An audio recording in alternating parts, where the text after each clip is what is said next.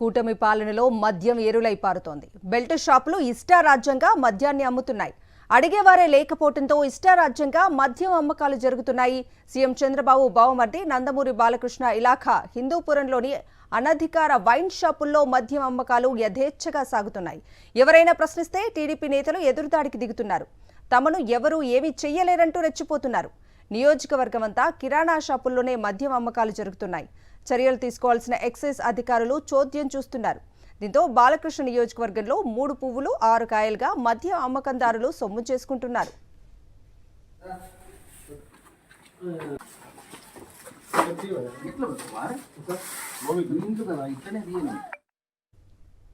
హిందూపురం నియోజకవర్గంలో 100కు పైగా బెల్ట్ షాపులు వెలిశాయి.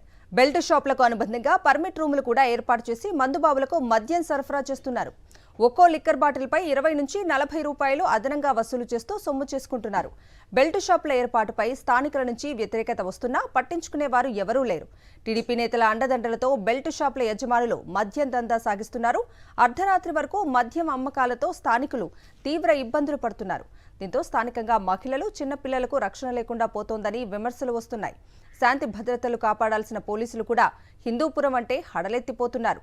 రాత్రి 10 గంటల తర్వాత రోడ్లపైకి ఎవరూ రావద్దంటూ హెచ్చరిస్తున్నారంటూ పరిస్థితి ఎలా ఉందో అర్థమవుతోంది.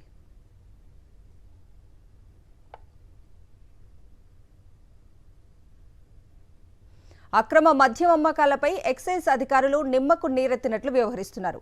బెల్ట్ షాపులు ఏర్పాటు చేస్తే 5 లక్షలు జరిమానా విధిస్తామంటూ సీఎం చంద్రబాబు ప్రకటించినా ఎక్సైజ్ శాఖ అధికారులు పట్టించుకోవటం లేదు.